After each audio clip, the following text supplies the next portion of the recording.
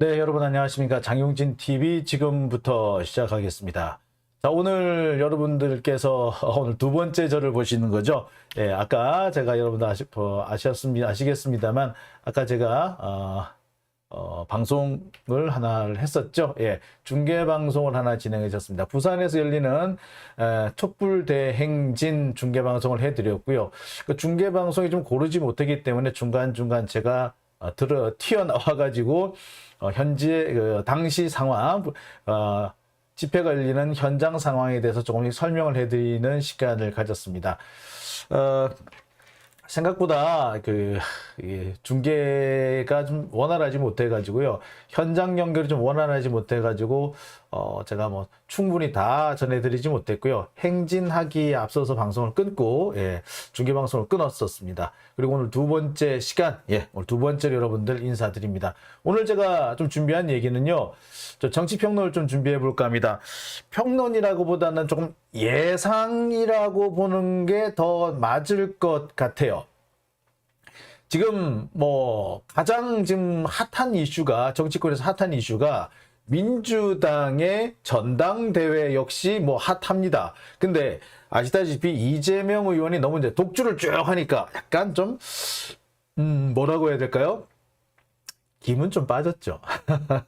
그래서 지금 이준석이라든지 윤석열, 바로 국민의힘의 현재 내분 상황에 더 많은 관심이 집중되고 있습니다. 특히 이준석이 어제 기자 간담회, 기자회견을 열고서 윤석열을 그냥 직격으로 그냥 까버렸습니다. 윤석열을 정면으로 공격을 해버렸죠. 뭐라고 했다? 내가 지난 대선 기간 동안 양의 머리를 내걸고 개고기를 팔았다. 라고 얘기를 했어요.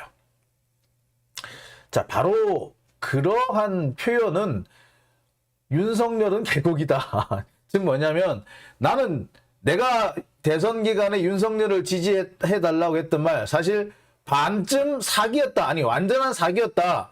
나는 양고기라고 얘기를 했지만 실은 다 개고기였다. 라고 얘기하는 거죠. 즉 예, 엉터리였다. 예, 양고기가 아니었다. 사기였다라는 것을 스스로 자인한 게 되었습니다. 스스로 자기 자신을 내가 거짓말했다라고 자인을 함과 동시에 윤석열은 넌 개고기야. 넌 양고기가 아니야. 너는 사기품이야. 너 사기야 사기. 라고 직격을 날린 게 돼버렸습니다. 자, 이건 결국은 뭐냐. 윤석열과 이준석 모두 벼랑 끝으로 끌고 간 상황이 된 거죠. 따라서 둘 다 벼랑 끝으로 떨어질 것이냐. 둘 중에 하나만 떨어질 것이냐. 갈림길에 놓이게 됐습니다. 물론 지금 당장 보기로는 이준석이 벼랑 끝으로 떨어질 가능성이 훨씬 크죠. 훨씬 큰데 이게 사실 정치라는 게 잘 모릅니다. 벼랑 끝에서 떨어진 줄 알았던 사람이 실은 살아남는 경우가 있고요. 벼랑 끝에서 최후의 승자라고 웃음 지었던 사람이 실은 벼랑 끝으로 떨어지는 사례는 얼마든지 있습니다. 이준석의 정치적 스승이라고 해야 될까요? 정치적인 아버지라고 해야 될까요? 유승민 의원 같은 경우에 그랬어요. 유승민 의원이 그랬죠. 왜? 사실 민주당이 그 당시 한나라당 대표를 하고 있을 때, 새누리당 대표를 하고 있을 때 박근혜가 그랬어요. 배신의 정치 운운하면서 유승민을 그냥 거의 정면으로 직격탄을 날렸고 유승민은 그 얼마 지나지 않아서 결국에 물러나야 했습니다. 하지만 결국 최종적으로 나락에 떨어진 것은 유승민이 아니라 박근혜였죠. 자, 그리고 지금 은퇴한 것 같았던 유승민에게 다시 한번 기회가 올 것 같아요. 자, 이렇게 정치라는 것이 항상 바뀌고 바뀝니다. 따라서 똑같이 벼랑 끝에 갔고 이준석이 떨어질 것 같지만 이준석이 떨어질지 윤석열이 떨어질지는 가봐야 안다는 거죠. 자, 이 상황에서 과연 이준석은 어떤 카드를 쓸까요? 이준석으로서는 현재 거의 올인하고 있는데 이 올인을 하고 있는 이준석, 이 다음 카드로 뭐 어떤 것을 내놓을까요? 지금까지는 이준석이 전국을 돌고 있다가 막상 비대위가 해체되니까 바로 소송을 걸면서 동시에 윤석열을 정면으로 한 방 때리는 그런 카드를 썼습니다. 이거는 이제 강 건넌 거예요, 이제. 이제 끝났어. 두 사람의 사이는 끝났어. 막 회복하기는 어렵습니다. 윤석열이 모든 것을 다 내려놓고, 그래, 준서가 내가 미안하다 라고 하러 가기 전까지, 그렇게 하기 전까지는 상황이 반전될 수는 없습니다. 자, 그렇다면은 이준석, 근데 사실상 이준석이 불리한 상황인 건 분명하죠. 이준석으로서는 지금 쓸 수 있는 모든 카드, 자신의 모든 것을 다 끄집어내서 내어놓지 않으면 사실은 살아남기 힘든 상황입니다. 이준석에 대한 그 성상납 의혹이라는 거 솔직히 말해서 제가 볼 때 신빙성 별로 없어요. 뭐 저는 뭐 비아그라 얘기가 나오는 걸 보고 이거 정말 아니다. 왜냐하면은 정말로 성상납을 했던 게 사실이라면 내가 어느 술집에서 어떤 아가씨를 이준석한테 보냈다 라고 말하는 게 사실은 그게 더 정확하죠. 그런 그 당시 주변 정황, 그러니까 성상납에 동원된 여성, 그 여성을 특정 지을 수 있는 어떤 근거들을 내세워야만이, 그래야만이 사실은 이준석을 더 궁지로 몰아갈 수 있는데 엉뚱하게 비아그라 얘기를 했다고요. 비아그라는 이준석을 놀림감으로 만들 수는 있을지 몰라도 이것이 절대 유죄의 증거라든지 성매매의 존재 사실을 입증할 만한 그런 증거는 못 됩니다. 오히려 제가 볼 때는 그딴 얘기를 했다는 걸로 볼 때 증거가 없구나. 아니, 오히려 이준석 정말 이 성상납 안 한 거 아니야? 라는 생각이 오히려 들게 만들었습니다. 보통 사람들은 그 얘기 들으면 혹하죠. 혹할 수 있겠지만 제가 들을 때는 오히려 이거는 대중들의 관심을 아주 감각적인 것으로 말초적인 것으로 돌림으로 인해 가지고 정말 지금 드러나고 있는 증거, 직접 증거의 부족을 숨기려 하는구나 라는 모습으로 보였어요. 어쨌거나 그럼에도 불구하고 이준석이 상당히 지금 불리해요. 어쨌거나 이 성상납이니 비아그라니 이런 얘기 거론되면 될수록 이준석은 상당히 불리할 겁니다. 자, 이 상황에서 이준석이 꺼낼 수 있는 다음 카드는 뭐가 있을까요? 자, 오늘 그 얘기도 좀 준비해봤고요. 자, 이런 와중에 과연 윤석열은 어떻게 될까요? 윤석열의 지지율, 글쎄 뭐 다음 주에 10%대로 떨어지지 않겠느냐 라는 얘기가 지금 막 나와요. 진짜로 10%대로 떨어질까요? 그런데 떨어질 것인지 말 것인지, 윤석열의 지지율이 과연 정말 10%대로 떨어질 것인지 말 것인지 제가 그 얘기도 오늘 짚어드리겠습니다. 자, 지금 댓글창에 많은 분들이 들어와 주셨네요. 댓글창에 많이 들어오신 분들 지금 하나하나 지금 댓글을 좀 읽어드리겠습니다.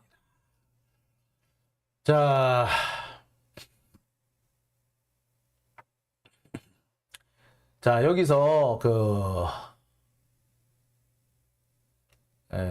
쓸데없는 다른 방송 얘기는 하지 말아주세요. 제가 몇 번을 말씀을 드리는데 그거 하나를 못 지켜주십니까?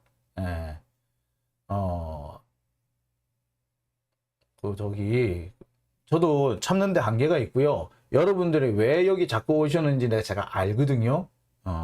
제가 지금까지는 참고는 있습니다만 계속해서 이런 식으로 말씀을 제가 하지 말아달라는 얘기를 계속 하신다면은 정말 제가 진짜 그때는 폭발합니다. 재폭발할 때는 제가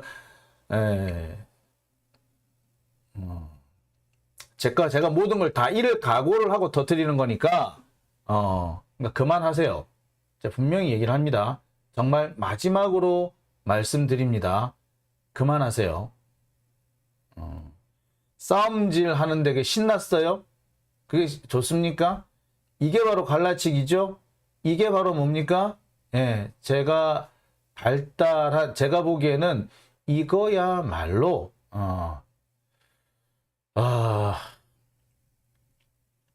제가 볼 때는 수박들이 하는 짓이고요. 똥파리들이 하는 짓입니다.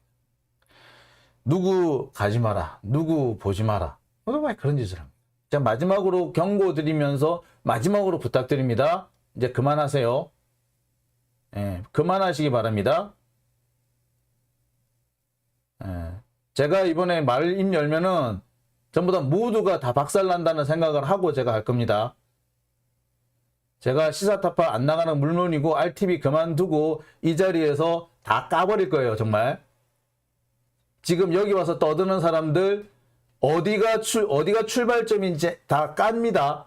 그러니까 그만하세요. 좋게 얘기할 때 그만하세요. 아, 정말.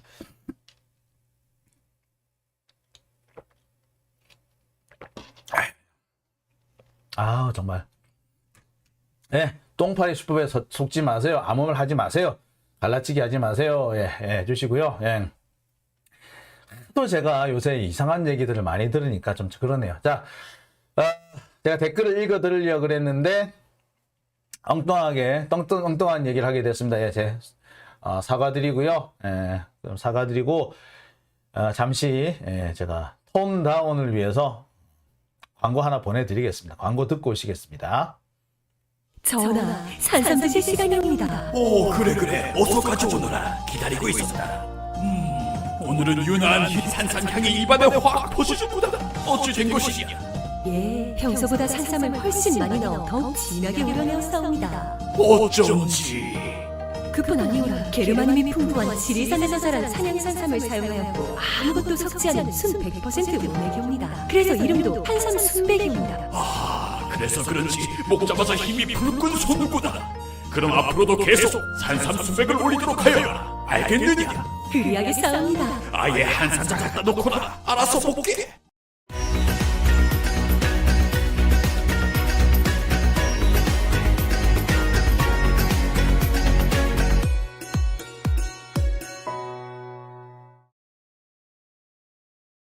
또 마이크 또 안 켰네요. 예.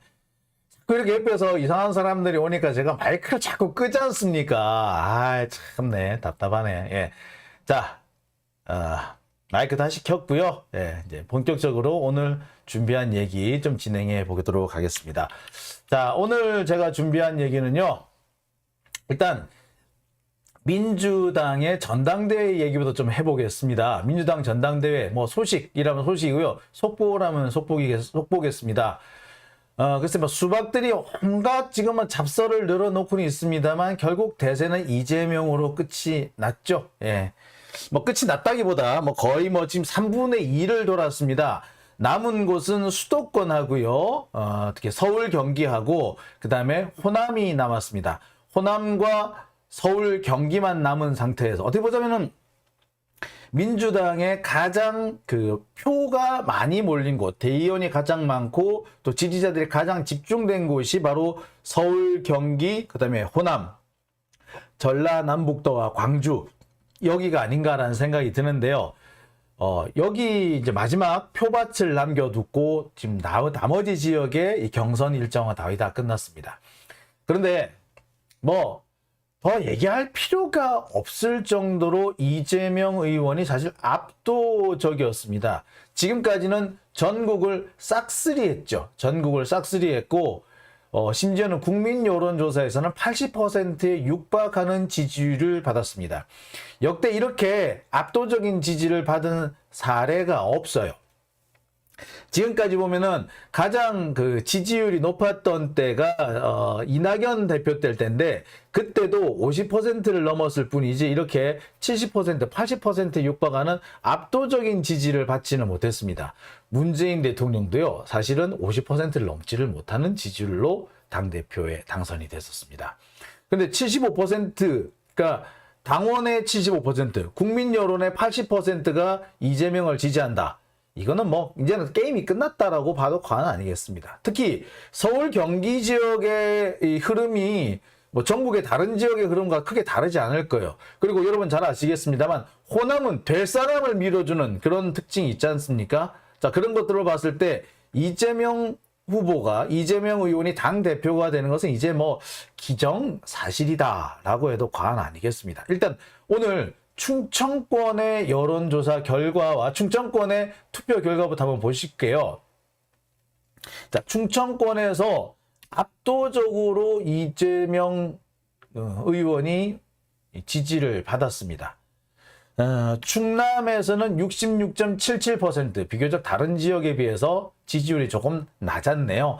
다른 곳이 다 70%가 넘는 지지를 얻었습니다만 이 충남 지역에서는 이재명 의원이 생각보다 좀 득표수가 조금 낮았어요.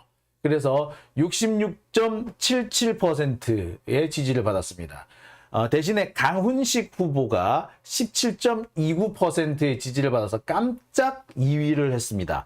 그리고 충북에서는 74.09%, 대전에서는 역시 73.84%, 세종에서는 76.22%, 그러니까 75%를 넘나드는 지지를 받았습니다. 딱 충청권에서 강훈식 후보한테 표를 좀 몰리면서, 이제 강훈식 후보가 충청권 출신이잖아요. 그래서 충청권의 새로운 맹주가 되겠다고 지금 출사표를 던졌기 때문에 아마 지역에서 상당히 좀 지지가 있었던 것 같아요. 그래서 지역에서 강훈식 후보가 17.29% 지지를 좀 받은 것을 제외하면 충청권에서도 이재명 의원이 압도적인 지지를 받았다라고 볼 수가 있습니다. 자, 뿐만 아니고요. 이재명 의원의 경우에는 이 국민 여론조사에서 더욱더 압도적인 지지를 받았습니다. 1차 여론조사가 오늘 나왔는데요.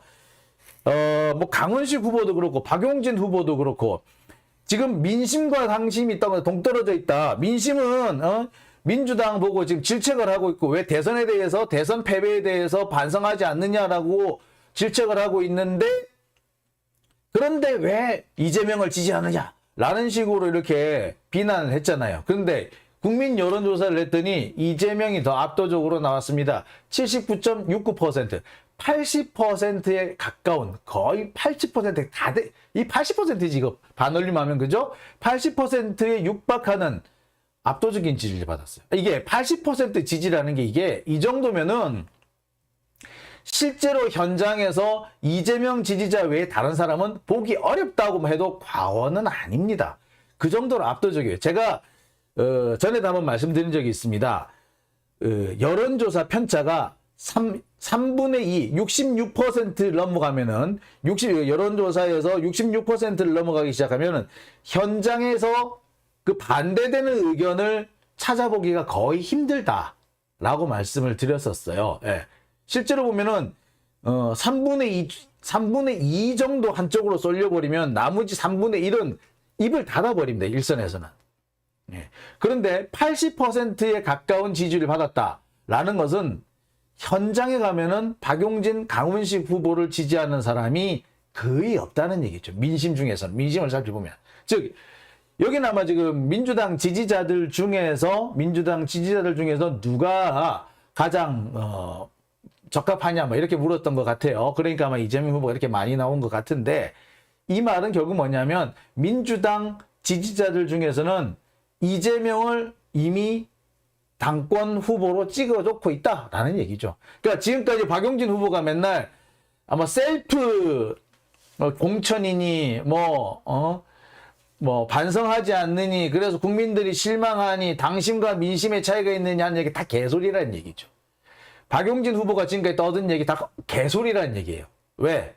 아니 80% 지지자의 80%가 이재명을 지지하면은 박용진의 말을 지지해주는 사람은 일선의 현장에 가면은 거의 없다는 말과 다름이 없거든. 10명 중에 한두 명 될까 말까 아니야. 겨우 한두 명 나올까 말까 하는 게 박용진 지지자고 나머지는 다 일방적으로 이재명한테 쏠렸다는 얘기죠. 그거를 생각해 보면은 박용진 후보가 지금 떠들고 있는 얘기는 사실 다 틀린 얘기다 라고 밖에 할 수가 없는 겁니다. 맨날 뭐 우리 당이 뭐 민주당이 뭐 국민들로부터 실망을 사고 있고 심지어는 그러고 있죠. 민주당의 지지자들만 혹은 민주당원들만 이렇게 민주당원들 중에서도 일부만 모여가지고 지금 이재명 지지하고 있지 나머지는 이재명 지지하고 전혀 상관없는 사람이다 라고까지 주장을 해요. 아니 드러난 여론조사 드러난 거 당원 투표로 드러난 거 이거를 부인하려니까 뭐야 참석하지 않은 사람 여론조사에서 빠진 사람 당원 투표에서 빠진 사람이 여론을 합치면 우리가 맞아 이런 개소리가 어딨냐고. 도대체 여론조사에서 빠진 사람 투표 안 한 사람의 생각을 어떻게 유추를 합니까? 그게 말이 된다고 생각을 하세요? 하여튼 이재명 후보가 지금 현재 압도적으로 앞장서고 있다. 제가 현장에서 가봐도요, 박용진 후보나 강원식 후보 같은 경우에는 지지자들이 거의 없어요. 거의 보면은 선거운동원들은 있는데 지지자들을 보기가 어려울 정도입니다. 지지자들도 되게 무리하게 그지없어요. 그러니까 좀 몰리니까, 소수로 몰리니까 그런 방식을 쓰는 것 같은데 아주 무례하고 때로는 좀 공격적이라는 생각이 듭니다. 박용진 후보 툭하면 뭐 훌리건이니 또 공격적 팬덤이니 폭력적 팬덤이니라는데 제가 볼 때는 박용진 후보 지지하는 사람들이 더 공격적이고 훌리건적이다. 현장 가서 느껴볼 때는 그래요. 더 훌리건이에요. 예. 그 방송하고 있는데 갑자기 쑥 들어와가지고 이거 내가 좀 먹을게요 하면서 책상 위에 있는 음료수 집어가는 그런 사람이 박용진 후보 지지자더라고요. 박용진 들고 다니는데 한 대 때려줄 수도 없고 뭐 그따위가 다 있는지 모르겠어요. 하여튼 그런 걸 볼 때 박용진 후보는 자꾸 남 가지고 비판하고 욕을 할 게 아니라 본인 스스로 이제 좀 돌아볼 때가 됐다. 얼마나 본인이 여론, 민심과는 동떨어진 삶을 살고 있으며 생각을 하고 있는지 좀 돌아볼 때가 되지 않았나라는 생각이 들어요. 자, 여하튼 1차 여론조사에서도 이렇게 이재명 후보가 압도적이었습니다. 현재 누적된 지지율 상황을 보면요. 이재명 후보가 73.28, 박용진 19.9, 강훈식 6.83. 그러니까 충청권, 충남에서 강훈식 후보가 좀 선전을 하면서 깜짝 2위에 오르면서 지지율이 4%대에서 6%대로 꽁충 뛰었습니다. 박용진 후보 같은 경우는 0.5% 정도 내려앉았고요. 이재명 후보가 조금 타격이 있네요. 1% 정도 내려앉았습니다. 그 내려앉은 만큼 강훈식 후보가 가져갔다라고 보시면 되겠어요. 자, 최고위원 득표 좀 상황입니다. 지금 최고위원에서 가장 압도적인 1위는 정청래 의원입니다. 정청래 의원이고요. 현재 누적 득표수는 28.22%입니다. 아주 압도적이죠. 2위는 고민정 후보고요. 22.11%를 얻었습니다. 3위는 제가 알기로는 장경태 후보로 알아요. 장경태 후보 12.61%. 장경태 후보가 사실 5위까지 쳐졌었죠. 아슬아슬했었는데 지금 쑥 올라왔습니다. 쑥 올라와가지고요. 11, 네, 11.48%까지 올라왔습니다. 지금 현재 누적 득표율로 3위가 장경태 후보, 4위는 서영교 후보입니다. 11.06%. 많이 올라왔죠. 5위였어요. 그리고 지금 잘못하면은 윤영찬 후보한테 역전을 허용할 수도 있지 않을까 걱정하시는 분들이 많았는데, 5위에서 지금 이제 쑥 올라와서 4위로 뛰어들었고요. 박찬대 후보, 사실 박찬대 의원이 사실 계속해서 수위를 3위를 달리고 있었는데 이번에는 5위까지 쳐졌습니다. 현재 10.68%. 그 다음에 6위는 7.73%를 득표한 윤영찬. 8위는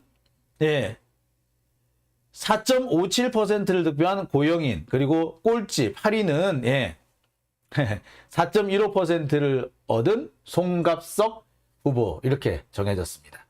그러니까 지금 변동이 있다면 3위를 달리고 있던 박찬대 후보의 지지율이 많이 떨어졌고요.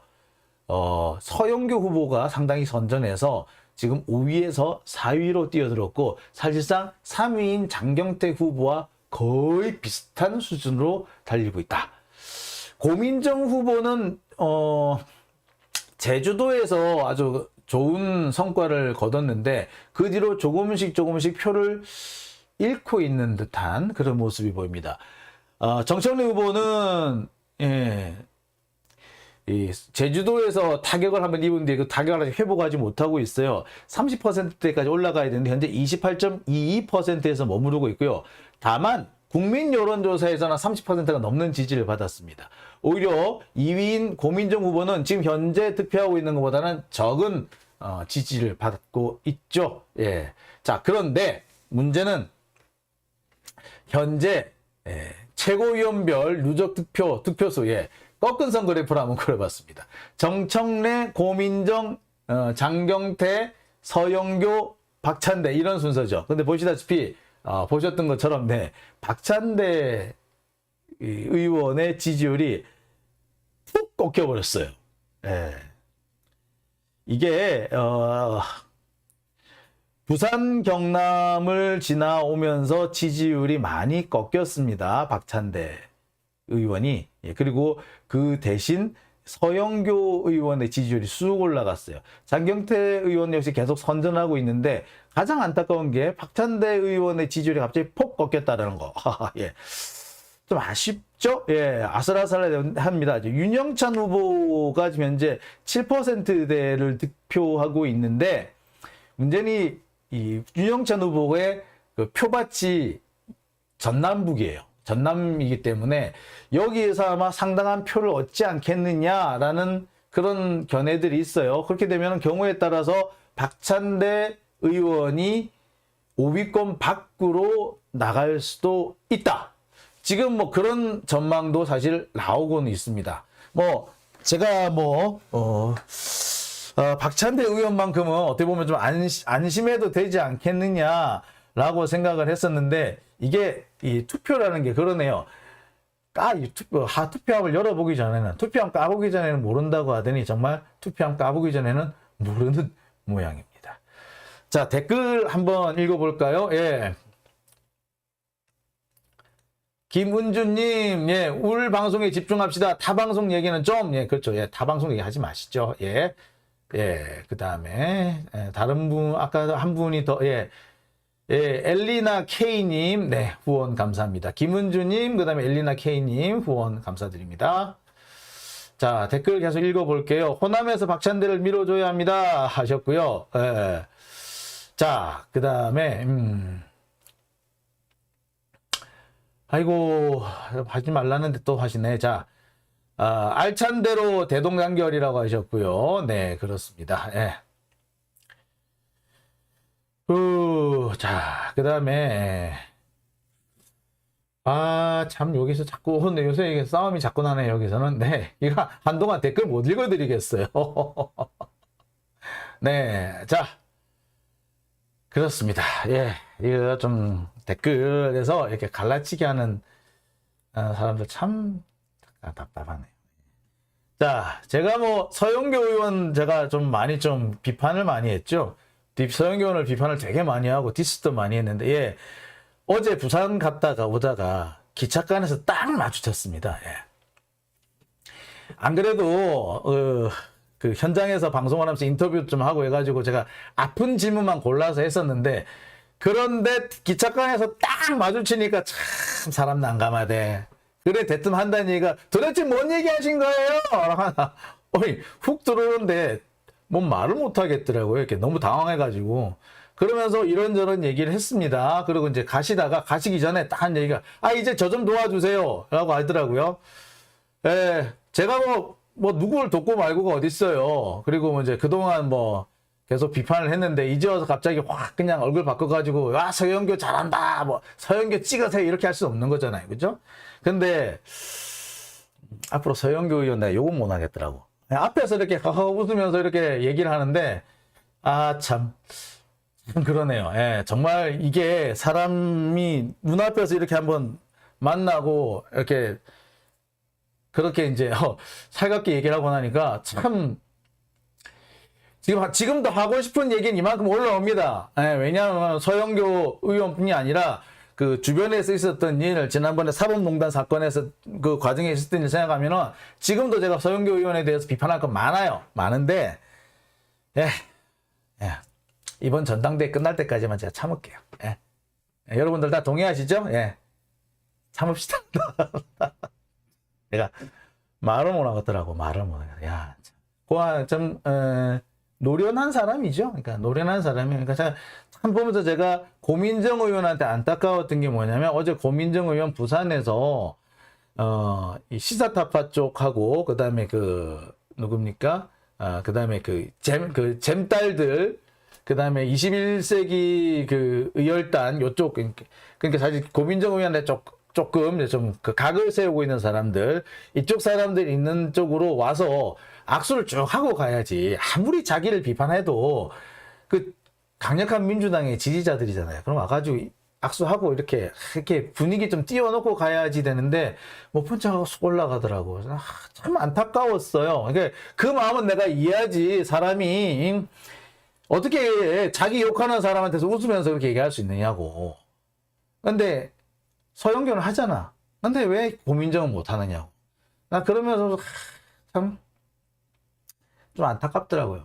그 다음에 정말 기분 나빴던 사람은 박용진. 진짜 획 돌리고 가대? 야, 참 재수없어, 씨. 예, 그 점에서 제가 조금, 우리 고민정 의원, 많은 분들이 비난을 하고 계시고, 뭐 수박이다, 뭐 이렇게 여기 계시는데, 제가 볼 때 수박까지는 아닙니다. 근데 좀 안타까운 거는, 예, 좀 더, 좀 플렉서블 해가지고, 좀 더, 뭐라 그러죠?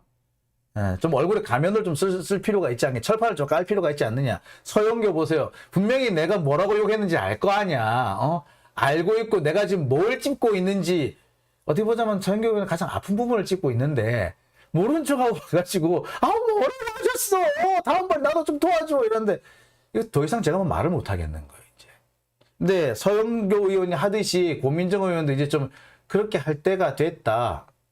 그러면 좀 안타깝습니다. 나 좀 안타깝네. 많이 안타까웠어요. 예.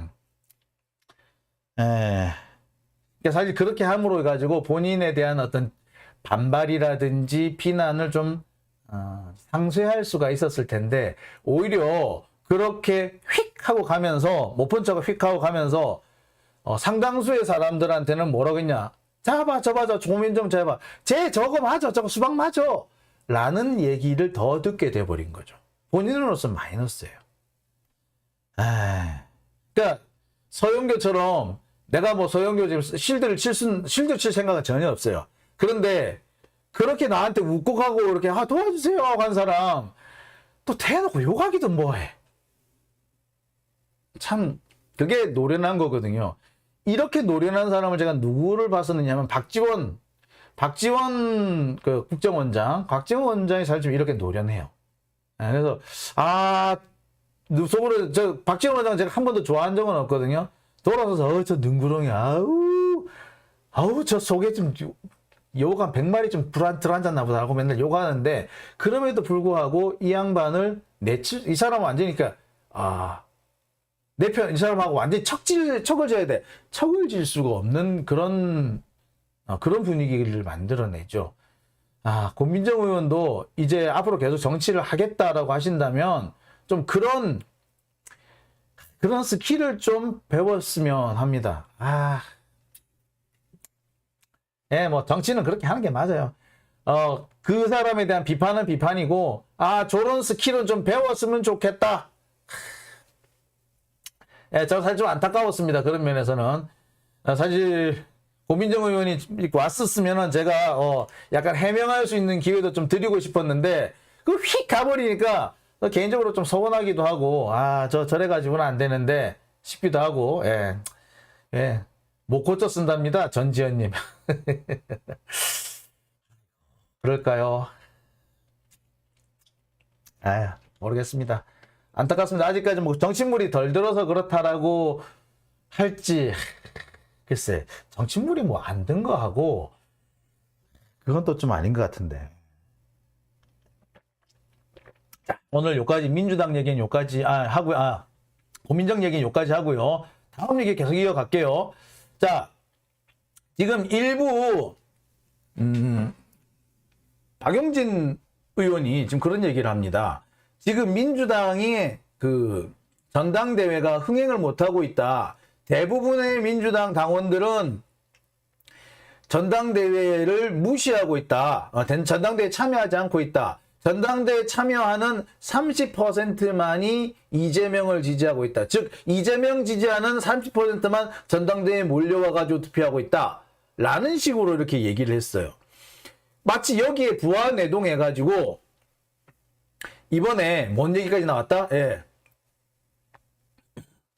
그런 얘기까지 나와요.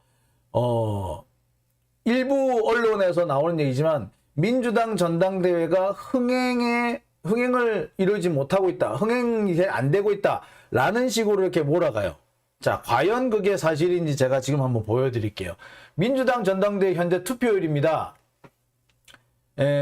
보시면은,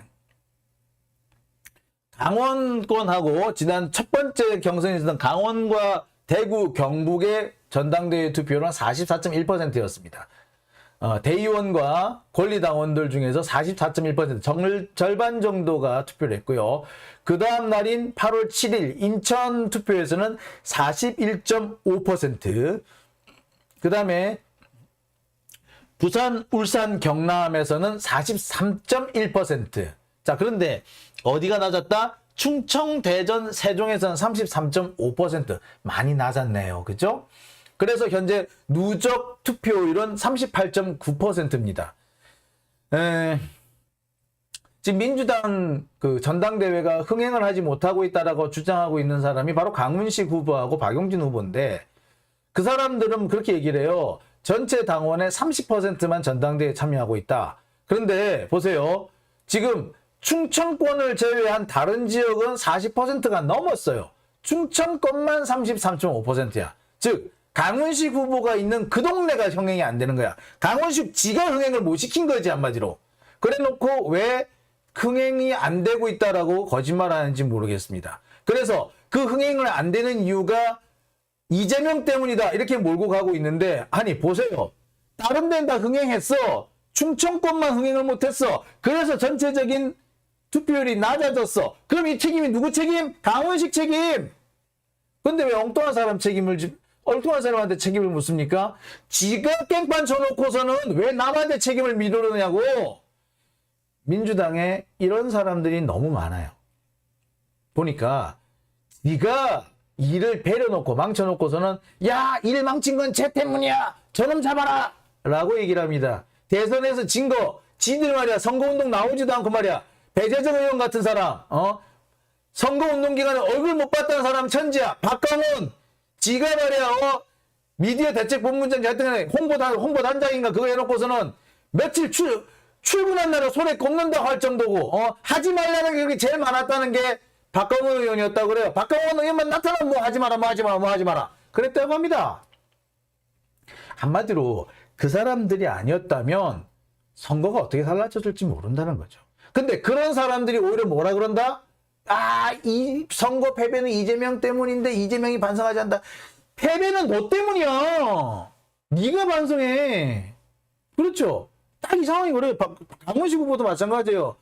지금 현재 민주당 전당대회 흥행이 안 된 거는 충청권 때문이에요. 다른데 40% 넘었잖아. 충청권만 33%야. 그래서 전체 투표를 깔아먹었다고. 근데 지금 누구한테 책임을 미룹니까?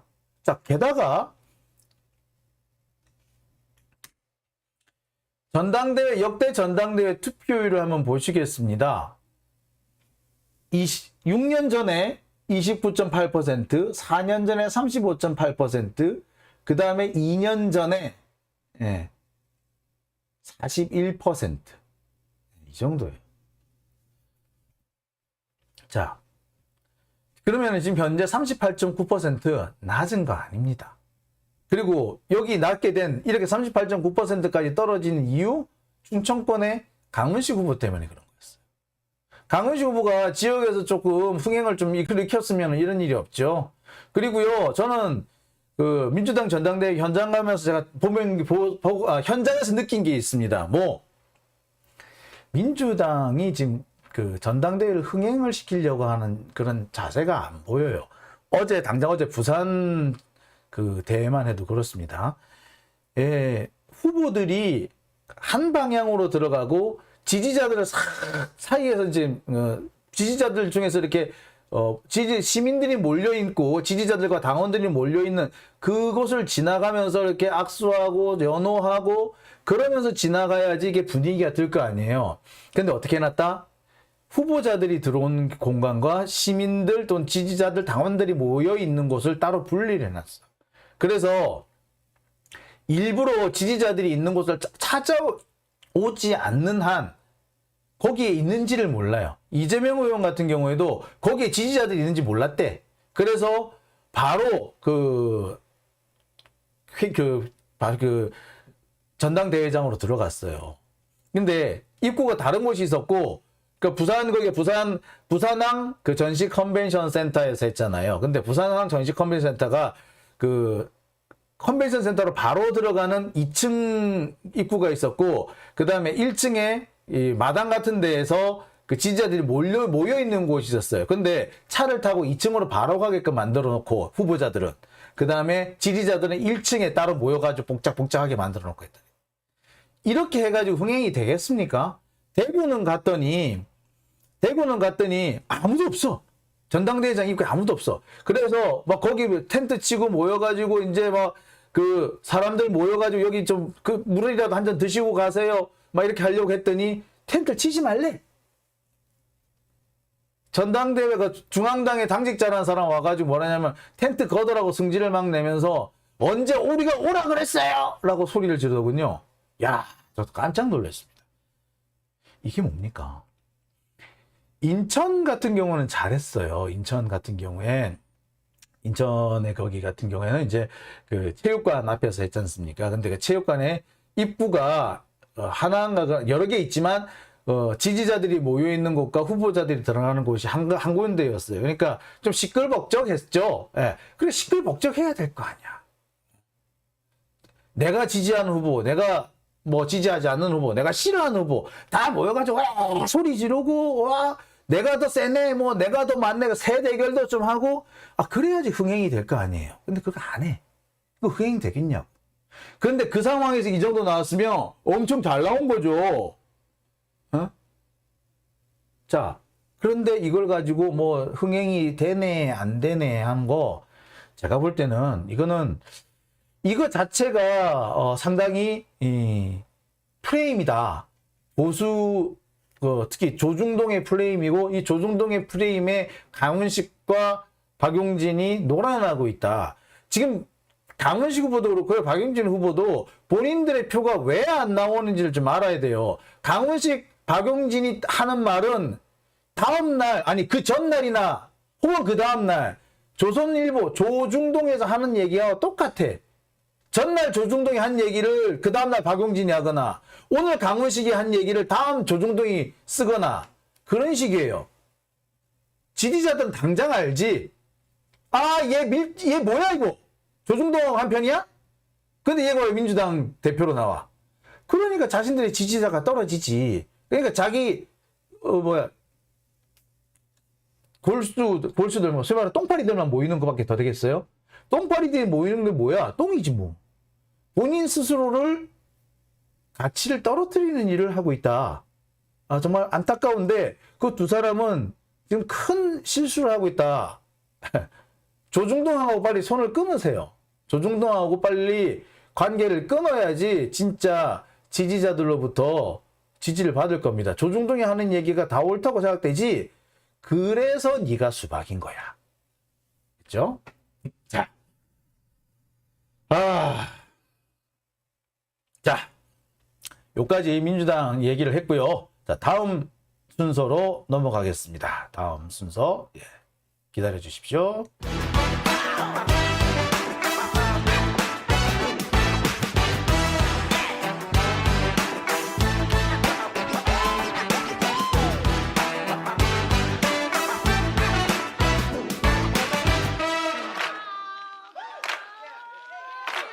네. 두 번째 제가 준비한 얘기는 이준석의 다음 카드는 뭐냐. 사실 오늘 첫 번째 주제죠. 아까 제가 민주당 얘기를 너무 길게 했는데 사실 빨리 끝내려고 했습니다만 하다 보니 길어졌습니다. 근데 오늘 진짜 제가 하려고 하는 첫 번째 얘기, 오늘의 진짜 첫 번째 얘기는 이준석 이야기입니다. 이준석 얘기는요. 할 얘기가 이게 어떻게 해야 될지 모르겠어. 이게 말을 어떻게 하느냐에 따라 가지고 이 얘기가 어디로 올라갈지 모르겠어. 자, 현재 이준석은 올인 했어요. 자기가 가진 걸 다 걸었어요. 아마 앞으로도 자기가 쓸 수 있는 최선의 모든 것을 다 짜내서 카드를 던질 겁니다. 왜? 자신의 정치 생명이 걸렸어요. 이준석 전 대표, 이준석 같은 경우는 현재 자칫 잘못하면 영원히 정치적인 생명이 끊어질 수가 있어요. 제가 볼 때 현재 이준석의 발목을 잡고 있는 뭐 성상납, 성접대 요 내용은 그다지 신빙성은 없어 보여요. 신빙성이 있으려면요. 성매매를 했다고 성상납의 대상이 됐다가 그 여성이 나와야 돼요. 성매매 여성이 나와야 돼요. 저거 나오지 않아도 적어도 특정할 수 있는 어느 정도의 얘기가 있어야 돼요. 근데 그게 전혀 없죠. 그죠?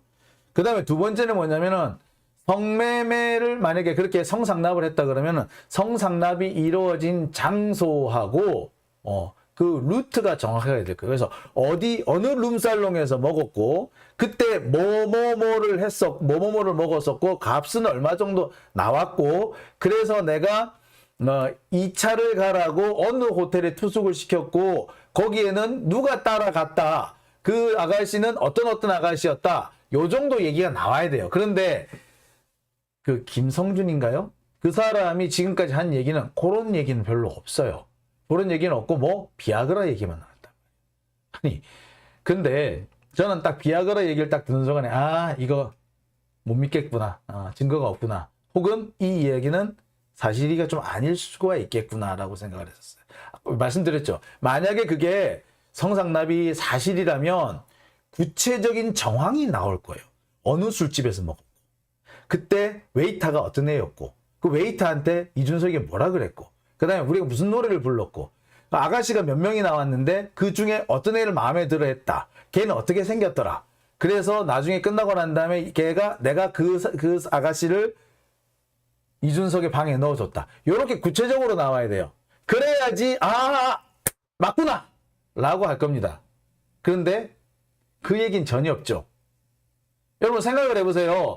지금까지 그 성접대 이런 관련된 스캔들이 있었을 때 어떻게 나왔던가요? 예. 누구가 있었고 어떤 방에 있었고 무슨 노래를 불렀으며 나중에 아가씨는 몇 명이 어떤 애들이 나왔고 그 중에 누구는 누구 옆에 앉았고 누구는 누구 옆에 앉았다. 이렇게 얘기를 하죠. 예.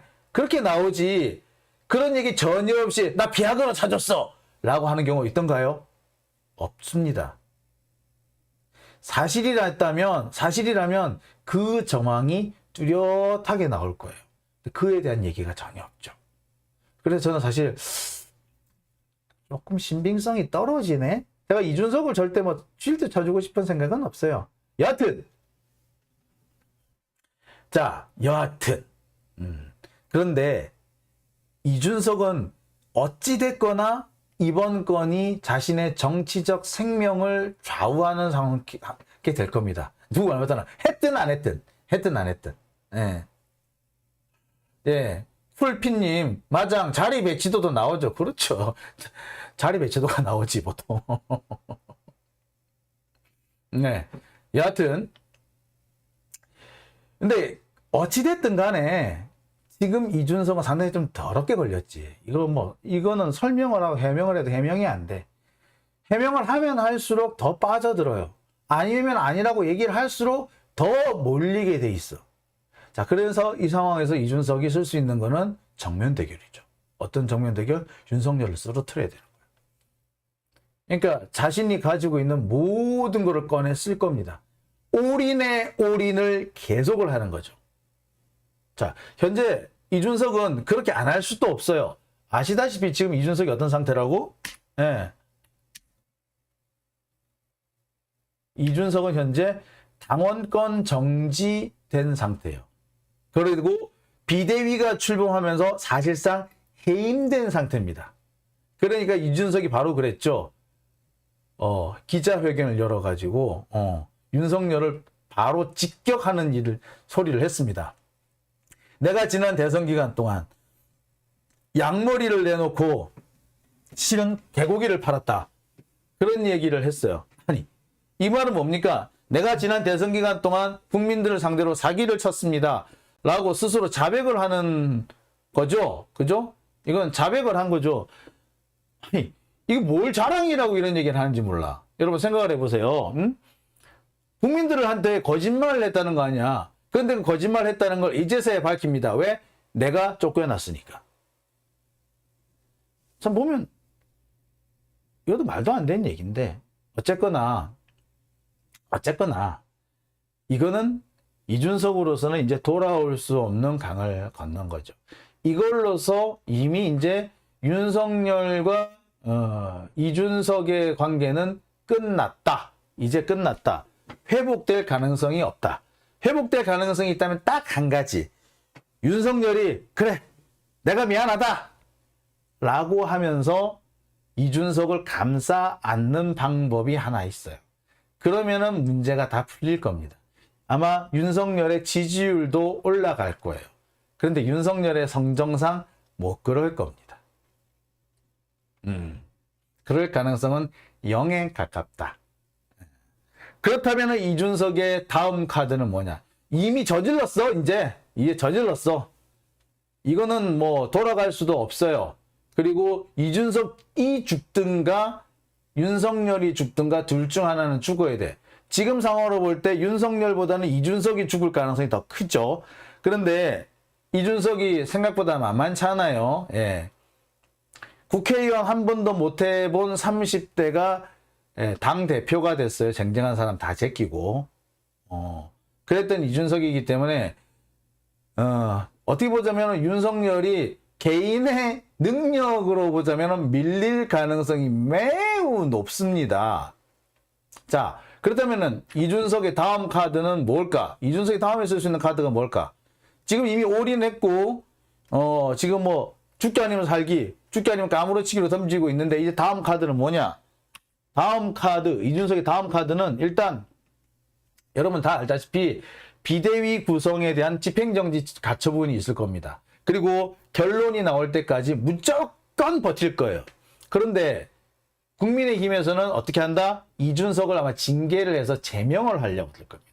실제로 건희사랑 대표를 하고 있는 강신업 변호사가 지금 어쩌고 있다? 예. 이준석 징계 청구서를 국민의힘에 제출을 했어요. 제명을 해달라고. 이건 결국 뭐다? 예. 말 그대로 이게 징계 사주지, 사주. 고발 사주지, 고발 사주. 자, 이렇게 되면은 이준석은 재차 징계에 넘어갈 가능성이 크고요. 이 재차 징계를 받게 되면은 이게 원래 징계라는 게 그랬어요. 앞에 징계와 별개로 앞에 징계와 뒤에 징계는 우리가 볼 때는 연관성이 있다고 하지만 실제로는 별개로 봅니다. 왜? 아니 징계를 받았다고 해서 내가 꼭 이렇게 해야 되나? 그런 건 아니죠. 징계 때문에 1번 징계 때문에 내가 2번 징계가 되는 이 행동을 했다. 그래서 2번 징계가 나왔다. 라는 건 맞지만 그렇다고 해서 징계 1이 나왔다고 해서 내가 행동 2가 나올 수는 없지 않느냐. 꼭 그럴 필요는 없거든요. 모든 사람이 징계받았다고 이준석처럼 행동하는 건 아니잖아요. 그렇기 때문에 1번 징계와 행동 2번은 연관성이 있다라고 안 봅니다. 법률적으로. 그러니까 1번 징계가 무효가 되더라도 2번 징계가 살아남아서 아마 이준석 살아오기 힘들 거예요. 그러니까 만약 이런 겁니다.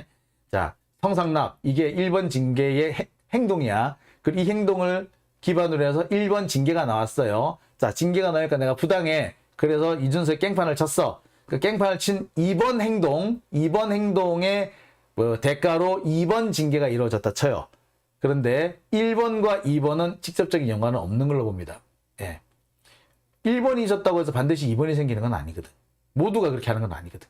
인과관계가 있지만 이건 사실상의 인과관계지 법률적인 인과관계로는 안 칩니다. 이렇게 되면은 어찌 된다? 1번 징계가 무효가 되더라도 2번 징계가 살아남아가지고 이준석은 국민의힘에 복당하기 힘들게 만들어요.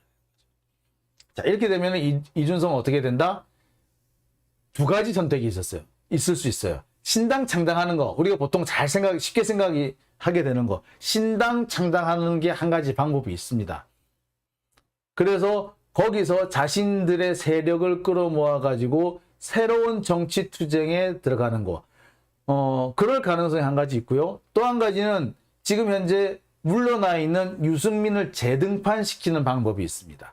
그러면서 유승민과 함께 당 외곽, 국민의힘에서 쫓겨났지만 국민의힘 외곽에서 투쟁을 벌이는 방법. 신당을 만들지는 않지만 외곽에서 투쟁을 벌이는 방법. 나 돌아갈래! 돌아가게 해줘! 라고 하는 거죠.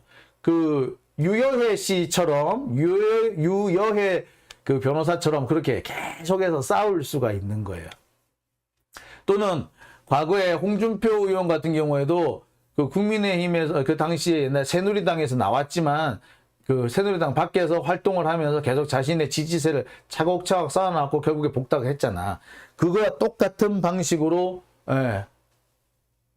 이준석도 할 수가 있죠. 누구랑 같이? 유승민하고 같이. 얼마든지 가능해요.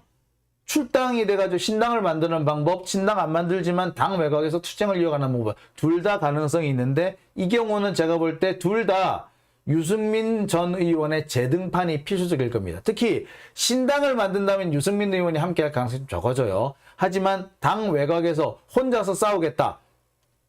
당을 안 만들고 신당을 안 만들고 내가 계속 싸우겠다. 홍준표처럼 유여해처럼 싸우겠다. 라고 한다면 유승민 의원이 재등판할 가능성이 매우 높아지죠. 즉 유승민 의원이 차기 당 대표로 나온다든지 혹은 대권 후보로 등판한다든지 이런 경우가 생길 수가 있죠. 자, 만약에 그렇게 될 경우 과연 이준석의 승률은 얼마나 될까요? 자, 제가 한번 보겠습니다. 자, 이준석이 유승민 의원과 함께 국민의힘 밖에 나가가지고 전쟁을 벌일 경우 그 경우에 과연 승산은 얼마나 될까? 자, 가장 핵심적인 거는 2030 남성 청년들, 그러니까 이준석의 가장 핵심적인 지지층이죠. 이 지지층들이 어떤 여론을 형성하느냐. 두 번째, TK. 역시 국민의힘은 TK 여론이 어떻게 흘러가느냐에 따라 가지고 상당히 많이 바뀔 겁니다. 세 번째, 이게 제일 저는 중요하다고 봅니다. 1번하고 2번은 누구나 예상할 수 있는 거잖아요. 그죠? 그래서 저는 세 번째가 어떻게 보자면 가장 결정적이라고 봅니다. 윤핵관. 지금 뭐 권성동도 그렇고 장제원도 그렇고 이 사람들은 자기가 윤핵관이라고 얘기를 하죠. 근데 윤핵관이긴 윤핵관인데 얘들이 현재 불안해. 자, 왜 불안하냐? 권성동 날아가는 거 보셨잖아요. 그죠? 권성동 날아가는 거 보셨죠? 권성동이 지가 내가 대통령의 마음은 나한테 있어. 내가 대통령의 신임을 이렇게 많이 받고 있어. 라고 큰 소리 떵떵 치려고 문자 메시지 보여줬다가 그것 때문에 한 방에 날아가지 않았습니까? 자, 보세요. 권성동. 이 권성동. 지금 현재 이 사람이 원래 뭐였습니까? 당 대표 권한대행이었죠. 근데 하루아침에 날아갔어. 왜? 이 문자 메시지 때문에. 하루아침에 당대표가 날아가. 당대표를 2명을 날렸어. 윤석열이 하루아침에 이준석을 날리더니 권성동까지 날렸어. 이준석이야 아무것도 없는 생판, 아무것도 없는 30대 아직 초짜라서 애라서 그렇다 치는데 권성동은 아니잖아. 이 사람이 선수가 몇 선이야? 3선이야? 4선이야? 자, 그런 다선 의원인데 단칼에 날려버렸어요. 국회 법사위원장도 했다? 근데 단칼에 날려버렸어. 지금 현재 또 원내대표야. 원내대표로서 당대표 권한대행을 하고 있는데 단칼에 날려버리지? 이 문자 메시지 하나 때문에? 자, 그러면 윤핵관들 마음이 어떨까? 불안하지 않을까? 지금 앉은 게 아닐 거 아니야.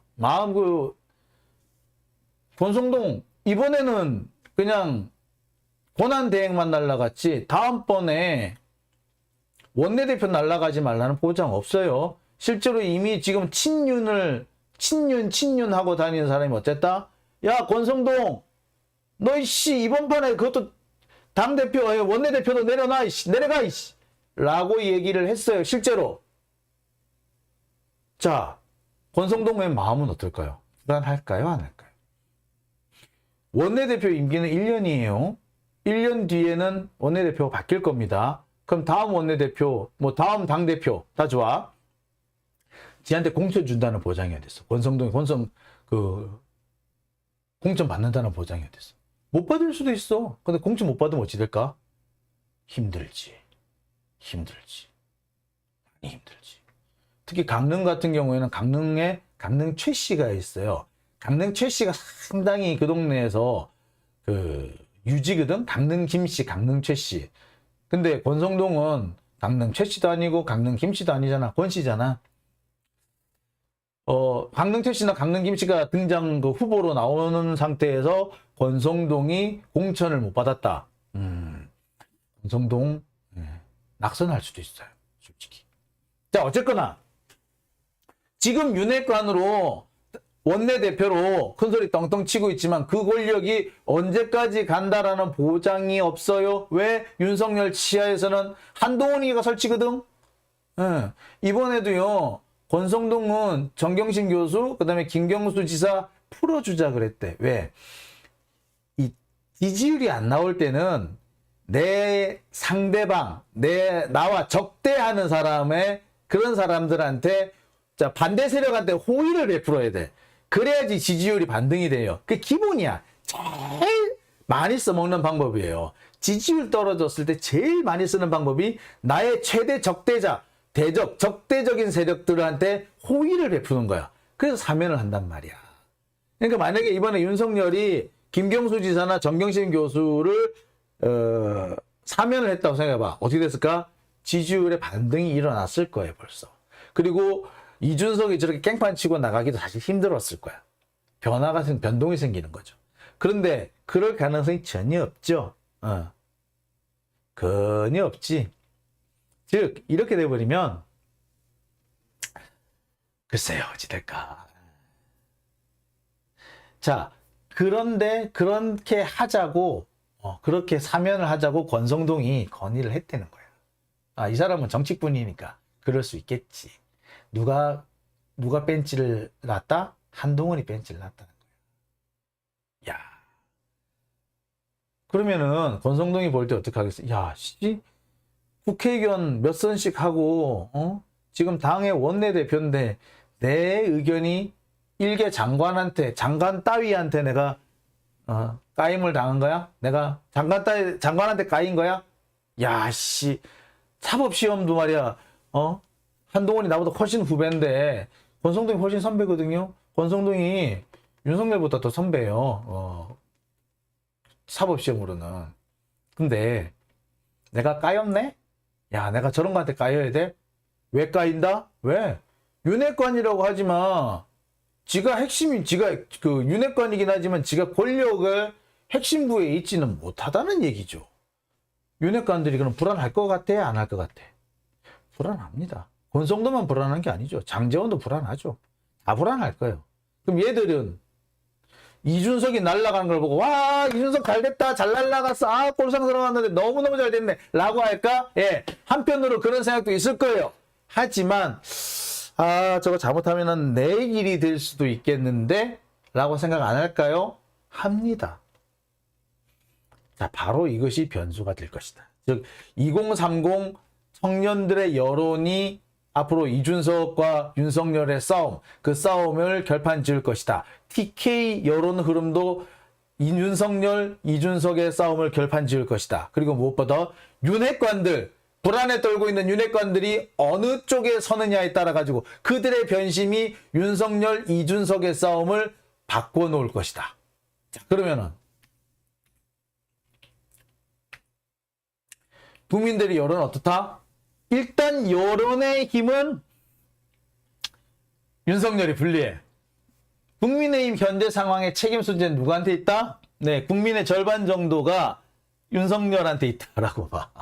야, 그리고 이준석하고 권성동하고 이준석이 많긴 한데 이준석, 권성동 비슷해. 권성동, 장제원을 합치니까 이준석하고 똑같아. 야, 예, 결국 뭐다? 윤석열과 윤핵관들의 책임이다라는 의견이 압도적이죠. 70%야. 이거 아니에요. 윤석열하고 권성동, 장제원을 합쳐봐. 뭐야? 윤석열과 윤핵관 아니야. 윤석열과 윤핵관이 이번 사태에 가장 큰 책임이 있다 라고 딱 해버린 거야. 이미 국민 여론이 이렇게 나온 거예요. 자, 이 여론, 이 상태에서 뭐 다른 뭐가 있을 수 있겠어요? 예. 이미 일단 여론전에서는 윤석열이 지고 있어. 이준석이 있으면 훨씬 유리한 상태예요. 자, 게다가 이준석하고 유승민이 신당을 창당할 경우 어떻게 하시겠습니까? 지지하시겠습니까? 안 하시겠습니까? 라고 했더니 국민의힘 지지율보다 이준석, 유승민 신당의 지지율이 훨씬 높더라. 야, 무섭네요. 무섭네요. 이렇게 되는 거죠. 자, 근데 저는 이 여론조사가 약간 신빙성은 떨어진다고 생각해요. 왜 신빙성이 떨어지느냐? 국민의힘이 현재 38% 정도 지지를 받고 있거든요. 대체로 보면은. 그런데 29.8% 내려갔다는 건 약 10%의 지지율이 빠진다는 거예요. 사실 10%의 지지율이 신당 지지율이라고 봐야 되는데, 다른 정당, 아마 민주당이라든지 또는 정의당인데 합친 퍼센트가 지지율이 18%밖에 안 나와요. 그런데 신당이 42%다. 이게 뭐냐면은 민주당을 지지하는 사람들이 이 여론조사일 때만 이준석한테 몰표를 줬다, 몰빵해줬다라는 거지. 이거는 약간 보면 역선택으로 볼 여지도 있습니다. 역선택으로 볼 여지가 있는데 그 퍼센티지가 제가 볼 때는 20%라고 보여져요. 그런 것들을 다 빼고 났을 때 신당의 지지율은 약 20% 약간 못 미칠 것이다 라고 저는 예측을 합니다. 자, 그렇지만 19%의 지지율이다. 또는 17%, 15%에서 20% 사이. 그러니까 15%, 10% 후반대, 10% 후반대의 지지율을 받는다면 적어도 영남 지역 혹은 수도권 지역에서 국민의힘의 이 국회의원 총선 같은 데까지서 국민의힘 후보들을 발목을 잡을 수 있는, 국민의힘 후보들의 발목을 잡을 수 있는 퍼센티지는 충분하죠. 뿐만 아니라 경우에 따라서는 이 이준석, 유승민 신당이 국민의힘 후보를 압도할 수도 있는 정도의 지지율이 되는 겁니다. 자, 이렇게 되면 여러분, 윤석열로서는 상당히 힘들 겁니다. 그러니까 만약 이런 거예요. 다음번 총선 때 국민의힘이 출마하고 그 다음에 이준석 당에서 하나 출마하고 민주당 출마한다고 생각해봐. 자, 표가 어떻게 될까? 민주당 후보 표는 안 갈려요. 하지만 국민의힘 표는 갈려요. 그렇게 되면은 민주당이 압도적으로 유리하겠죠. 안 그래도 윤석열 지지율이 낮은데. 자, 이 상태에서 그 다음 대선으로 간다고 쳐봐요. 어떻게 될 것 같아요? 아니, 대선을 안 가더라도 다음 총선 이제 얼마 안 남았는데 1년 반 정도 남았는데 그 1년 반 남은 총선에서 과연 국민의힘은 몇 석을 얻을 수 있을까요? 지금도 100석 남짓인데 이렇게 되면은 이준석, 유승민 신당과 의석을 나눠 먹게 될 거예요. 아마 제가 볼 때 70대 30 이렇게 나갈 가능성이 매우 높아요. 그러면은 70대 30이 어찌 돼? 민주당이 제가 볼 때는 지금보다 표가 그렇게 의석이 많이 줄지는 않을 겁니다. 두 군데가 합치면은 3분의 1을 넘어설 수도 있어요. 이준석 신당과 민주당 합치면 3분의 2, 의석 3분의 1을 넘어설 가능성이 상당히 높아요. 그러면 윤석열은 어찌 될까? 장담 못하는 겁니다. 그런데 책임 소재도 보면은 국민들은 윤석열한테 책임이 있다. 윤핵관한테 책임이 있다. 윤석열과 윤핵관의 책임을 합치니까 무려 70%가 되더라. 게임 끝난 겁니다. 이렇게. 일단 이준석은 앞으로 더 고 할 거예요. 못 먹어도 고. 아니, 이왕 죽는 거 고 하겠지. 그러면서 누구를 자꾸 끌어들이려고 한다? 유승민을 재등반시키려고 할 거다. 그리고 일단은 신당을 당장 만들진 않을 거예요. 언제 만든다? 제가 보기에는 국민의힘에서 공천이 막 진행될 무렵에 창당을 할 거예요. 그래서 보시면 이싹줍기라고 하죠. 국민의힘에서 윤석 친윤한테 밀려난 사람들, 이런 사람들을 끌어모으겠지. 그래서 일단은 초기에는, 지금 당장은 당 외곽에서 계속해서 나는 돌아가겠다, 나 돌아갈래 라고 하면서 싸우다가 총선을 한 7, 8개월, 10개월 혹은 7, 8개월 남겨두고 창당을 해서 국민의힘에서 탈락한 사람들을 끌어모을 겁니다. 그래서 일단 영남권에서 의석을 얻으려고 하겠죠. 예. 결과는 재밌을 겁니다. 예. 그리고 그렇게 될 경우 이준석은 지금과 같이 약간 좀 애 같잖아, 그죠? 이준석은 당 대표 같은 느낌이 드는 게 아니라 왠지 좀 애 같잖아. 그리고 말장난 이렇게 성실하게 뭔가를 대한다기보다 말장난을 하는 그런 느낌이 너무 강하죠. 왜? 그리고 너무 가볍게 느껴지죠. 그런 이미지를 탈피하게 될 겁니다. 말 그대로.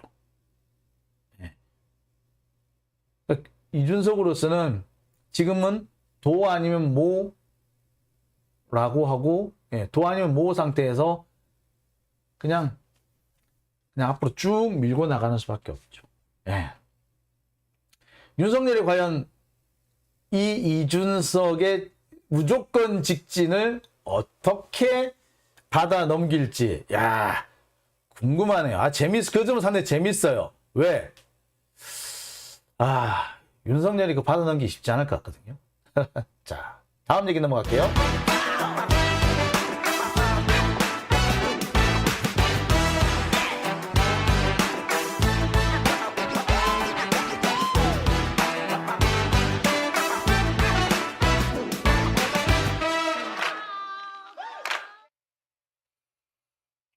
네, 다음 얘기는 윤석열 지지율 이제 진짜 10%? 예, 윤석열 지지율 진짜 다음 주에는 10%대로 떨어질까요? 여러분 어떻게 생각하십니까? 지금 현재 윤석열을 둘러싸고 악재가 이어지고 있습니다. 온갖 악재밖에 없어요. 예. 자, 그런데 그렇다고 해서 과연 진짜로 10%대로 떨어질 것인가? 사실 쉽게 생각은 안 됩니다. 많은 분들이 10%대로 떨어져. 이제 10%대로 가. 18% 가자. 뭐 이러고 있는데 과연 갈 수 있을까? 하나하나 좀 짚어보겠습니다. 자, 일단 지금 현재 윤석열의 직무수행 평가. 자, 윤석열의 말 그대로 직무수행 지지율. 갤럽, 한국 갤럽의 조사 결과는 25% 나왔습니다. 한국 갤럽.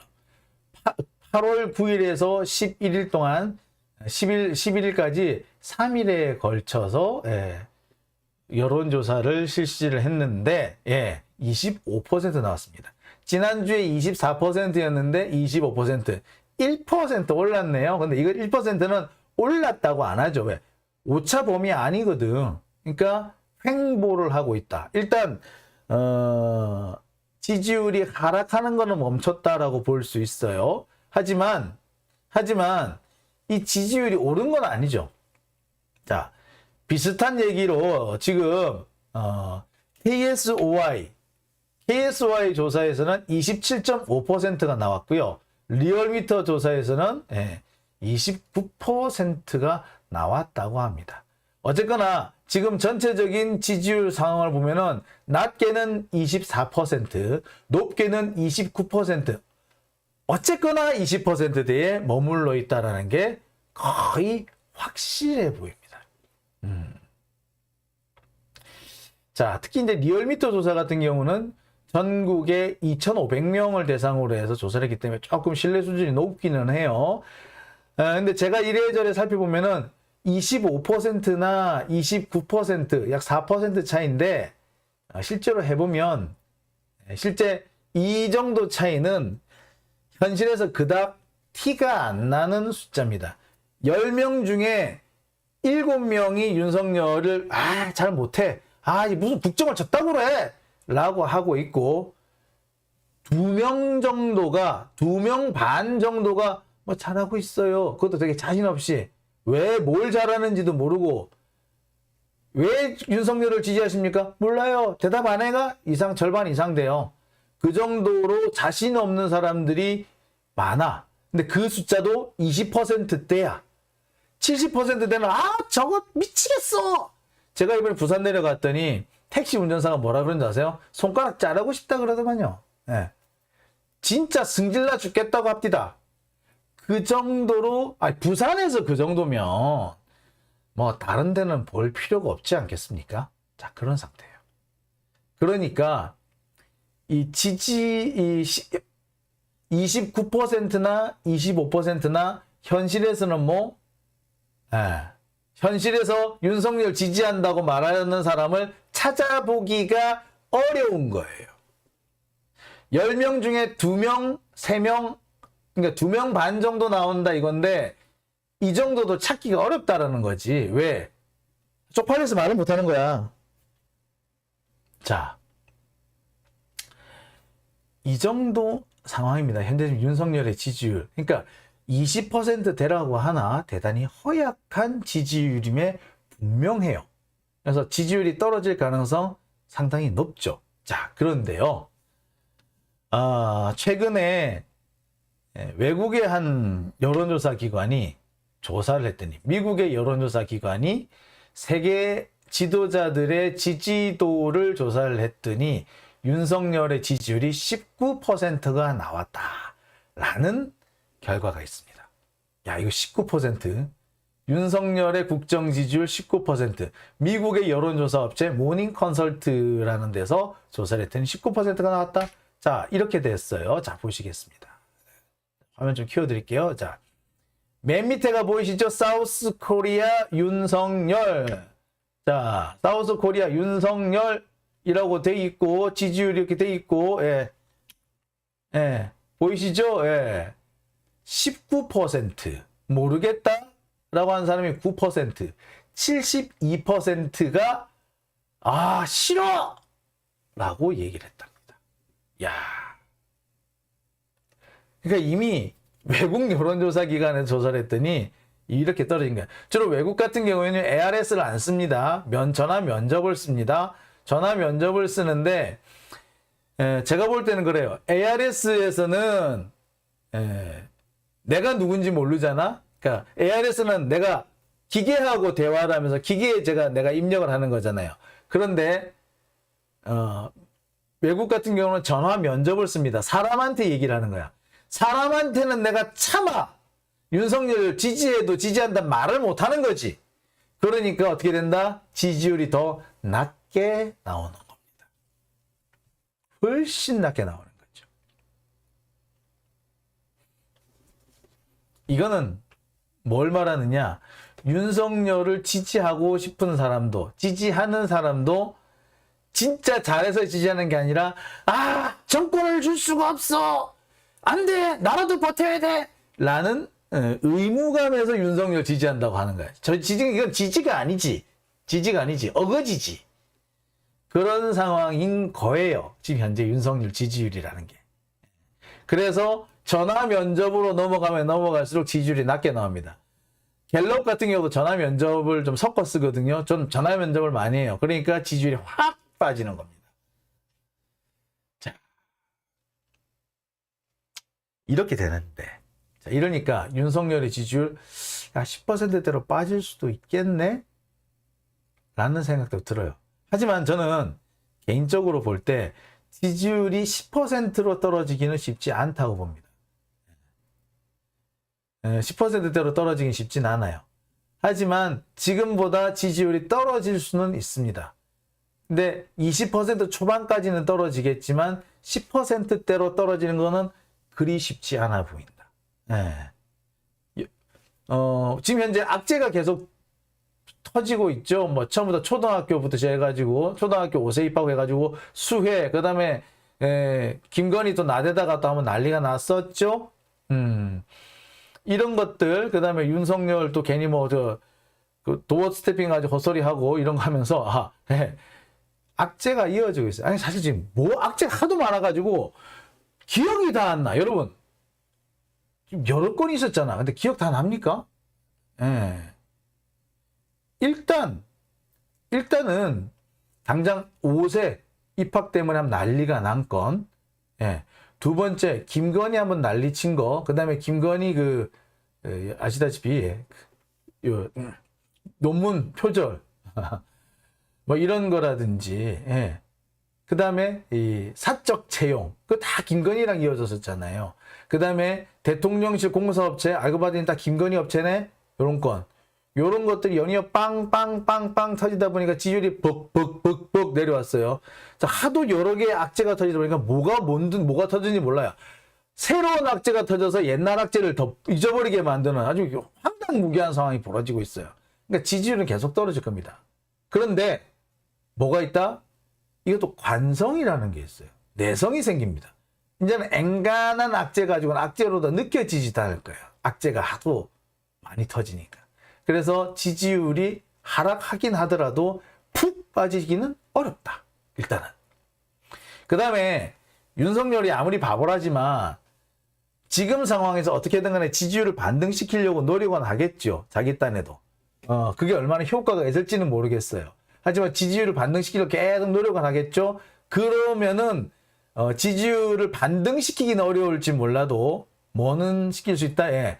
정체는 시킬 수가 있을 거다. 예. 윤석열이 지금 현재 지지율 반등을 위해서 노리는 게 있대. 예. 일단 100일, 8월 17일이 취임 100일이라고 하죠. 그 8월 17일을 맞춰가지고 낮은 태도를 보일 것이다. 그래서 대통령실 인적 쇄신을 하고 광복질 메시지에서 아주 획기적인 걸 내놓고 기자회견 잘하고 뭐 이런 얘기를 하고 있는데 저는 이 기사를 쓴 기자가 바보라고 생각이 들어요. 여러분, 이 자세히 한번 보세요. 100일을 기점으로 해서 윤석열이 민심을 달래기 위한 행보를 할 건데 민심 달래기 행보가 요거일 거래. 자, 그런데 이거 과연 윤석열이 할 수 있는 걸까요? 여러분 어떻게 생각하십니까? 이거 윤석열이 할 수 있는 행동일까요? 일단 윤석열은 낮은 태도로 뭘 한다. 낮은 태도가 뭔지도 몰라. 그렇게 낮은 태도를 보여본 적이 없어. 생전에 평생 낮은 태도를 해본 적이 없어요. 그런데 어떻게 낮은 태도로 임한다는 거죠? 이 사람이 낮은 태도로 임한다는 건 기껏해야 기자들 앞에 가서 기자 여러분들이 저를 도와주셔야 돼요. 이게 이 사람이 할 수 있는 최대치예요. 그런데 무슨 낮은 태도? 일단 낮은 태도로 변화한다는 것 자체가 이 사람한테는 어려운 일이에요. 해본 적이 없기 때문에. 두 번째, 대통령실 인적 쇄신, 참모진을 바꾼다는 얘기인데 지금 현재 비서실장은 그대로 간다 그러죠. 비서실장 안 바뀌어요. 누구 바뀐다? 홍보수석만 바뀐다. 홍보수석 바뀌면 뭐해? 홍보가 안 돼서 지금 이렇게 됐나? 홍보가 안 됐기 때문이 아니라 지금 윤석열의 보좌진 자체가 엉터리기잖아. 수해가 났는데 퇴근하는 대통령을 만류하는 비서가 없다고? 야, 뭐 얼마나 기가 찰 노릇이냐. 아니 정신이 제대로 된 참모 같으면 수해가 났는데 대통령이 퇴근을 한다? 말렸어야죠. 말려야 됩니다. 근데 아무 생각 없이 간다. 와, 대통령 간다. 나도 퇴근이다. 이랬단 말이야? 그거는 참모 자격이 없죠. 참모가 아니죠. 직장인이야? 응? 아니, 그리고 청와대 아니라서 대통령이 퇴근하더라도 관저가 바로 옆에 있어서 언제든지 뛰어올 수 있는 상황도 아니고 말이야. 한번 퇴근하면은 뭐 물이 막혀서 못 간다 한다. 한번 퇴근했더니 대통령 집무실로 돌아오지를 못한다 한다. 물이 막혀서 못 간다 한다. 뭐 그랬다네? 그랬다고? 그게 말이 돼요? 그런데 그렇게 퇴근하도록 참모들이 아무도 만류를 안 했다고? 그러면은 사실은 비서실장부터 갈아야죠. 근데 비서실장은 안 간대. 홍보만 간대. 갈아치운대. 이은혜를 바뀐다 이거지. 인적 쇄신이라는 것 자체가 사실은 허황되죠. 매우 허황됩니다. 자, 광복절 메시지를 새로운 걸 낼 거래. 근데 제가 말씀드렸죠. 광복절 메시지에서 새로운 걸 아무리 내도 소용이 없다. 광복절 사면에서 획기적인 사면을 해야 된다. 즉 자신의 정적인 사람, 자신의 가장 반대편에 서 있는 사람, 자신이 가장 사면 안 해줄 것 같은 사람을 사면을 해줘야지 지지율이 올라가요. 근데 해줘? 해줄 것 같아? 안 해주죠. 김경수 지사, 정경심 교수 안 해주는 걸로 이미 결론이 났죠. 그걸 누가 막았다고? 예, 한동훈이 막았다고 그랬죠. 지금 국정은 윤석열이 움직이는 게 아니고요. 김건희랑 한동훈이 움직인다는 거 뭐 다 아는 사실 아닙니까? 근데 한동훈 소통령이 안 한대. 근데 무슨 광복절에서 메시지가 나와? 어림없죠. 그런데 그리고 그 상황에서 기자회견을 해봤자 뭐가 나올 것 같아? 기자회견, 내가 볼 때는 이 기자회견이 어마어마한 지뢰가 될 거라는 생각이 들어요. 예, 정말 완벽하게 서로 짜고 질문과 답을 딱 서로 정해놓고 할 거예요. 하지만 딱 정해놓고 짜놓고 각본 짠 그대로 하더라도 티가 날 거기 때문에 비난을 할 겁니다. 야, 저거 짰네? 그러면서 대통령실 출입 기자들이 오히려 기레기 손가락질을 당할 거예요. 그리고 그거는 그런 식으로 해봤자 아무짝에도 쓸모가 없고 절대로 지지율을 반등시키지 못할 겁니다. 오히려 그렇게 딱 각본을 짜놨는데도 저거밖에 못해! 라고 하면서 지지율을 깎아먹을 가능성도 매우 큽니다. 광복절? 참. 정경심 풀어줘봐. 김경수 풀어줘봐. 진짜로 지지율 올라갈 거예요. 자, 그리고 인적쇄신. 인적쇄신을 하려면 제일 먼저 누구부터 계산을 바꿔야 된다? 대통령 실장을 바꿔야 돼. 대통령 실장. 대통령 실장을 안 바꾸면 말짱 도루묵이다. 해봤자 아무 소용이 없다. 즉 뭐다? 여기서 나온 이 세 가지 인적쇄신, 광복절 메시지, 기자회견 이거는 다 미션 임파서블이다. 안 돼. 이걸 윤석열한테 많이 바라면 안 돼. 윤석열한테 바랄 걸 바라야지. 낮은 태도로 국민을 대한다고 평생 해본 적이 없는데 인적쇄신 아니 대통령 실장을 비서실장을 안 바꾸면서 무슨 인적쇄신이야. 광복절 메시지 뭘 할 건데 사면이에요. 광복절 메시지 최대치는 사면. 근데 거기서 이미 힘이 다 빠졌는데 무슨 기자회견 아무리 딱 짜놓고 해봐라. 사람들이 그걸 넘어가 주나. 오히려 기자들을 보고 기레기라고 비난받기 딱 좋을 거다. 그리고 아이고 그렇게 다 짜고 했는데 저거밖에 못해? 라고 비난을 살 것이다. 결국에 지지율을 반등시킬 수 있는 세 가지 미션 임파서블. 따라서 지지율은 반등은 어렵다. 20%대로 떨어지는 것도 쉽지 않지만 10%대로 떨어지는 것도 쉽지 않지만 그렇다고 해서 반등 어렵다. 지금 같은 태도라면 어렵다. 어렵다. 더군다나 한동훈 완전히 하나무인이잖아. 지금 지가 제일 잘났다고 설치잖아요. 그죠? 지 잘났다고 설치는 한동훈 얄미울 거야. 사람들이. 아 그래 이제 잘났다 그래. 라고 할 거예요. 반감을 일으키기 딱 좋습니다. 윤석열의 지지율이 어느 정도만 돼도 한동훈의 이런 태도가 되게 신선하게 보일 수가 있어요. 그리고 잘하는데 유능하게 보일 수도 있습니다. 근데 지금 같은 상황에서는 어떻게? 그래 이 잘났다. 아유 진짜. 재수없어. 이렇게 보일 겁니다. 사실 이렇게 되면 백약이 보이죠. 한동훈으로서는 자기 지금 할 때 이것저것 해보려고 되게 설치는 것 같은데 아닙니다. 하여튼 그렇죠. 지금 같은 상황이라면은 지지율 반등은 어렵다 라고 저는 봅니다. 자, 장용진 TV의 오밤중의 뉴스 벌써 오늘 많이 됐네요. 시간이 많이 됐습니다. 이렇게 벌써 1시간 반이 넘게 이어졌네요. 자, 지금 어떤 분이 지금 댓글 한번 읽어드릴까요? 자, 촛불과 함께 장용진 TV 평양 100만 가자. 구독, 좋아요 큰 힘이 됩니다. 여러분 도와주시기 바랍니다. 조중동이 보호하고 있는 한동훈 베이킹소다님 민주당 청문회에서 한동훈 공격도 제대로 못하더군요. 깝깝하죠. 민주당에 실력 있는 국회의원이 없다는 얘기고 공부도 안 한다는 얘기입니다. 베이킹소다님, 한동훈 임명 몸 날려 방어했어야죠. 그렇죠. 저도 그렇게 생각합니다. 예.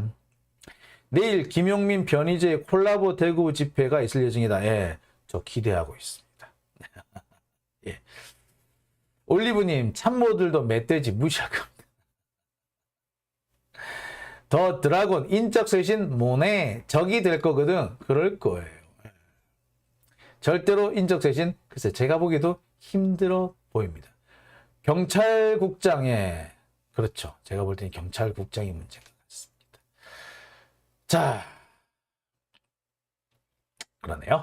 자, 장용진 TV 오늘 벌써 12시가 넘었습니다. 예, 월요일이 돼버렸네요. 자, 8월 15일 광복절입니다. 아, 광복절, 올해 광복절 참 씁쓸하네요. 자, 윤석열이 발표한다는 광복절 메시지, 그래 오늘 뭐 나오는지 한번 봅시다. 예, 제가 말씀을 드렸는데 뭐 제대로 된 게 나올 게 어려울 거다라고 말씀을 드렸죠. 뭐 나오는지 봅시다. 사면이라도 뭐 밤사이 무슨 일 있어가지고 사면에 뭐 화끈한 게 나올지도 모르겠습니다만, 예, 봅시다. 뭐 얼마나 화끈한 게 나오는지. 예. 자, 장용진 TV는 여러분의 후원과 제보를 통해서 발전하고 또 성장하고 있습니다. 여러분의 제보, 후원 부탁드리겠습니다. 자, 후원해주신 분 소개해 드릴게요. 허정님, 임창원님, 김보중님, 전선희님, 배상견님, 그리고 힘내세요 해주신 분 계셨습니다. 자, 여러분 후원해주신 모든 분들께 감사 말씀드립니다. 오늘 그리고 슈퍼챗 보내주신 두 분들께 또 제가 감사 인사드리겠습니다. 장용진 TV 8월 14일 순서는 여기서 마치겠습니다. 여러분 함께해 주셔서 너무 감사드리고요. 저는 8월 15일에도 어김없이 여러분들 찾아뵙겠습니다. 여러분 8월 15일 밤 11시에 뵙겠습니다. 여러분 안녕히 계십시오.